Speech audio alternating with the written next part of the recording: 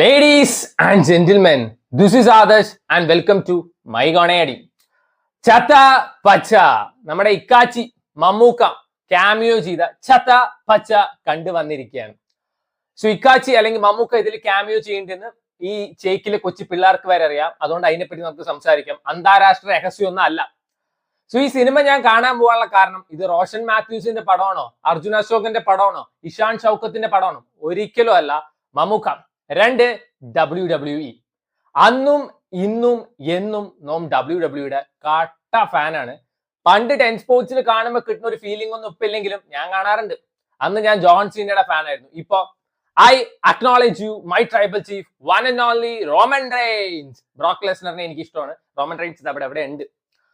So നിങ്ങൾ WWE ഫാനാണോ? ആരുടെ ഫാനാണെന്ന് വെച്ചാൽ കമന്റ് ചെയ്യാം. സോ ഈ സിനിമ ഞാൻ ഒരു എക്സ്പെക്ടേഷനും ഇല്ലാതെ കണ്ട പടമാണ്. -ഇൻഫിനിറ്റി ആയിരുന്നു തിയേറ്ററിൽ എത്തിയപ്പോ എന്റെ എക്സ്പെക്ടേഷൻ. ഈ സിനിമയുടെ ആദ്യമൊക്കെ കണ്ടപ്പോ ഇതെന്തോന്നെ കുടുംബ സീരിയൽ എടുത്തു വെച്ചിരിക്കുക, അങ്ങനെയാണ് എനിക്ക് തോന്നുന്നത്. ഭയങ്കര വലിപ്പിക്കല്, കുറെ ഊച്ചാളി ചളികള്, അടക്കകളുണ്ട്, മൂക്കാത്ത കുറെ അടക്കകള്, ചെറിയ ചെറിയ പിള്ളേര്, ചെറിയ വായിൽ വലിയ വർത്താനം പറഞ്ഞ് നടക്കുന്ന കുറെ എണ്ണം, ചെറിയ പിള്ളേരുടെ ക്യൂട്ട്നെസ്, അതെനിക്ക് ഭയങ്കര വെറുപ്പിക്കലായിട്ടാണ് തോന്നിയത്. ഞാൻ വിചാരിച്ചു ഈ ഒരു അപരാധം കാണാനാണോ പണ്ടാരം ഞാൻ കെട്ടിയെടുത്തതെന്ന്. ഇന്റർവെലിന്റെ മുമ്പിൽ ഒരു 15 മിനിറ്റിന്റെ ഒരു സീക്വൻസ് ഉണ്ട്. ഈ സിനിമയുടെ മെയിൻ പ്ലോട്ടിലോട്ട് അപ്പോഴാണ് കടന്നത്. ആബ്സല്യൂട്ട് ബാങ്ങർ.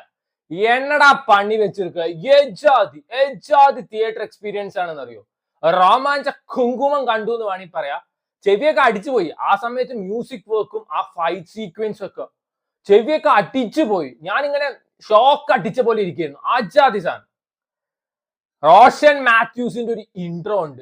ഏതൊരു ഹീറോയും ഇജാതി ഒരു ഇൻട്രോ കിട്ടാൻ വേണ്ടി കൊതിക്കും. ആജാതി പെട്ട സാധനം, പെട്ട ഇൻട്രോ ആയിരുന്നു. പക്ഷെ ആ സമയത്തെ ഷോ സ്റ്റീലർ നൈട്രോ കിളി അങ്ങനെ എന്തോ പേരുള്ള ഒരു കൊച്ചു എന്നടാ പണി വെച്ചിരിക്കുക. എഞ്ചാതി പെർഫോമൻസ് അറിയോ. ഒയ്യോ, goose bumps, out and out goose bumps ആയിരുന്നു ആ കൊച്ചു കിടു പെർഫോമൻസ് ആയിരുന്നു കേട്ടോ. ഇവിടെ അർജുൻ അശോകനും അതേപോലെ തന്നെ വേറെ കുറെ റെസ്ലേഴ്സ് ഒക്കെ ഉണ്ടായിരുന്നു. അവരൊക്കെ സൈഡായി ആ കൊച്ചിന് മുമ്പിൽ. ആജാതി സാധനം. So I was satisfied with the first half. കാരണം ആദ്യമൊക്കെ ഭയങ്കര ലാഗും പരിപാടിയൊക്കെ ഉണ്ടെങ്കിലും ആ ഇന്റർവെൽ ഒരു 15 മിനിറ്റ് ഞാൻ വളരെ വളരെ വളരെ നന്നായിട്ട് ആസ്വദിച്ചു എന്ന് വേണമെങ്കിൽ പറയാം. Peak theatre experience. സെക്കൻഡ് ഹാഫിൽ ഞാൻ ഭയങ്കര പ്രതീക്ഷയിൽ ഇരിക്കുകയായിരുന്നു. വീണ്ടും തുടങ്ങി കുടുംബ പ്രശ്നങ്ങളും ഏട്ടനും അനിയനും തമ്മിലുള്ള പ്രശ്നങ്ങൾ എന്നൊക്കെ പറഞ്ഞിട്ട് വെറുപ്പിക്കല്. ഈ സിനിമ എപ്പോഴൊക്കെ മെയിൻ പ്ലോട്ടിലോട്ട് കിടക്കണോ അല്ലെങ്കിൽ റസ്ലിംഗിലോട്ട് കിടക്കണോ പെട്ട സാധനമായിരിക്കും, പെട്ട തിയേറ്റർ എക്സ്പീരിയൻസ് ആയിരിക്കും. വന്താച്ച് തലൈവരെ നമ്മുടെ cameo Mammukka. To be frank, എന്നെ എന്ത് പറഞ്ഞാലും, ഞാൻ ആരുടെ ഫാനാണ് ആരുടെ ഹെയ്റ്റർ ആണ് പറഞ്ഞാലും ഇതൊരു ഓഞ്ഞ ക്യാമിയോ ആയിരുന്നു. ക്യാമിയോ വൻ പരാജയമായിരുന്നു. ഈ സിനിമയിൽ അങ്ങനത്തെ ഒരു ക്യാമിയോന്റെ ആവശ്യമില്ല. എന്തൊക്കെയൊക്കെ പ്രതീക്ഷിച്ചു. അണ്ടർടേക്കറിനെ പോലെയൊക്കെ വരും പറഞ്ഞിട്ട് ആളെ പ്രസന്റ് ചെയ്ത രീതി തന്നെ വൻ ശോകമായിരുന്നു. ആള് വന്നിട്ട് ചളിയൊക്കെ അടിക്കുക, ചളി കോമഡി ഒക്കെ അടിക്കുക, തമാശയായിട്ടൊന്നും തോന്നിയില്ല.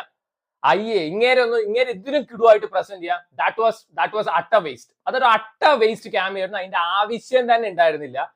എന്തൊക്കെ ഞാൻ വേണമെങ്കിൽ എന്നെ പ്രൊജക്ട് ചെയ്യുന്നത് ഞാൻ മമ്മൂട്ടി ഹേറ്റർ ആയിട്ട് ആണ് എന്നൊക്കെയാണ്. I don't actually care. Bramayugam കണ്ടപ്പോ ഞാൻ പറഞ്ഞത് ഇന്ത്യ കണ്ട മാപ്പരും നടികർ എന്നല്ല, ലോകം കണ്ട മാപ്പരും നടികർ എന്നാണ്. എനിക്ക് അങ്ങനെയൊക്കെ ഭയങ്കര ഇഷ്ടം തന്നെയാണ്. പക്ഷെ at the end of the day എനിക്ക് സിനിമ ഇഷ്ടമായില്ലെങ്കിൽ ഞാൻ ഇഷ്ടമായില്ല പറയും. ഇതിലത്തെ ക്യാമിയോ ഒരു അട്ട ഫ്ലോപ്പ് ആയിരുന്നു. അതിന്റെ ഒരു ആവശ്യമില്ല. പിന്നെ പടം ആ മെയിൻ പ്ലോട്ടിലോട്ട് കയറുമ്പോൾ കിടുവായിരുന്നു. റോഷൻ മാത്യൂസ്, അർജുൻ അശോകൻ, അതേപോലെ ഇഷാൻ ഷൗക്കത്ത്, അവരുടെ ഫൈറ്റ് സീക്വൻസ് ഒക്കെ പെട്ട സാധനം. അപ്പൊ വന്നു വില്ലൻ നമ്മുടെ വിശാഖ് നായർ. എജാതി വില്ലൻസ്, കിടു പെർഫോമൻസ് ആയിരുന്നു. ഈ സിനിമയുടെ മെയിൻ പ്ലോട്ട് ആ റസ്ലിംഗ് സീക്വൻസ് ഒക്കെ ഷൂട്ട് ചെയ്ത് വെച്ചിരിക്കുന്ന കാണണം without and out blast background മ്യൂസിക്കും. അതൊക്കെ പെട്ട തിയേറ്റർ എക്സ്പീരിയൻസ് ചെയ്യേണ്ട സാധനങ്ങൾ തന്നെയാണ്. അല്ലാത്ത സമയത്തൊക്കെ ഇത് അത്യാവശ്യം ബോറിംഗ് ആയിരുന്നു. പക്ഷെ ഈ തിയേറ്റർ എക്സ്പീരിയൻസിന് വേണ്ടിയിട്ട് കാണാം. റോഷൻ മാത്യൂസിന്റെ പേരായിട്ട് സെറിൻ ഷിഹാബിന് ഒരു ചെറിയൊരു പോർഷനിൽ കാണിക്കുന്നുണ്ട്. അപ്പൊ എനിക്ക് ഓർമ്മ വന്നത് ഒത്തിരി ഉറക്കം അല്ല, ഇത്തിരി നേരം സിനിമയാണ്. സോ ഇത്തിരി നേരം കുറെ പേർക്ക് കണക്ട് ആയിട്ടായിരുന്നു. എനിക്ക് ഭയങ്കര ബോറിംഗ് ആയിട്ടാണ് തോന്നിയത്. കാരണം എന്റെ എക്സ് ഒക്കെ എങ്ങനെയാന്ന് വെച്ചാൽ പോയ സമയത്ത് ആ പണ്ടാരക്കാലം ചത്തു പോണേ പറഞ്ഞിട്ട് മുട്ടയിൽ കൂടോത്രം ചെയ്യും, അങ്ങനത്തെ ആൾക്കാരാണ്. സോ നല്ല നല്ല എക്സ് ഉണ്ടെങ്കിൽ നമുക്ക് ഇതൊക്കെ കണക്ട് ചെയ്യാൻ വേണ്ടി പറ്റുള്ളൂ. റോഷൻ മാത്യൂസ് നൈസ് പെർഫോമൻസ് ആയിരുന്നു. അതേപോലെ തന്നെ അർജുൻ അശോകിന് കിടു പെർഫോമൻസ് ആയിരുന്നു. വിശാഖ് നായർ അടിപൊളി പെർഫോമൻസ് ആയിരുന്നു. ഇഷാൻ ഷൗക്കത്ത് വരെ കിടു പെർഫോമൻസ് ആയിരുന്നു. നമ്മൾ ക്യാമിയോ പറഞ്ഞ സാധനം മാത്രമാണ് ഈ സിനിമയിൽ പാളിയത്. ആ ഒരു കൊച്ചുണ്ട് ആദ്യമൊക്കെ എനിക്ക് ഭയങ്കര വെറുപ്പിക്കലായിട്ടാണ് തോന്നിയത്. പക്ഷെ ടുവേർഡ്സ് എന്റെ ആകുമ്പോ ആ കൊച്ചിന്റെ അടുത്തൊരു സ്നേഹമൊക്കെ തോന്നി. സോ ഓവറോൾ തിയേറ്റർ എക്സ്പീരിയൻസ് ചെയ്യാനുള്ള ഐറ്റംസ് ഒക്കെ ഈ പടത്തിലുണ്ട്. എന്നാൽ വൻ കിടു സാധനം ചോദിച്ചാൽ ഔട്ട് ആൻഡ് ഔട്ട് അല്ല. ആ ഫൈറ്റ് സീക്വൻസ്, ആ WWE മൊമെന്റ്സ് ഒക്കെ വൻ കിടു സാധനം തന്നെയാണ്. കുറച്ചും കൂടി അത് കൊണ്ടുവന്നിട്ട് വെച്ചാൽ things would have been even better എന്ന് ഞാൻ പറഞ്ഞു. ഒരിക്കലും ഇതൊരു അപരാധം അല്ല, ഒരു മോശം സിനിമയല്ല. തിയേറ്റർ എക്സ്പീരിയൻസ് ചെയ്യാൻ വേണ്ടിയിട്ടുള്ള സകലമായ എലമെന്റ്സ് ഉള്ള ഒരു പടമാണ്. ക്യാമിയോ പാളി, ഈ മറ്റേ പാസം പരിപാടി ഒന്നും എനിക്ക് പെട്ടെന്ന് വർക്കായില്ല. ക്ലൈമാക്സ് ഒരു ശോകം പിടിച്ചൊരു ക്ലൈമാക്സ് ആയിരുന്നു. ഇതിന് മുമ്പ് ഞാൻ നിർത്തായിരുന്നു. എന്തിനാണ് അങ്ങനത്തെ സീക്വൻസ് എക്സ്റ്റെൻഡ് ചെയ്ത് കൊണ്ടുവന്നതെന്ന് പേഴ്സണലി എനിക്കറിയില്ല. Still nice watch.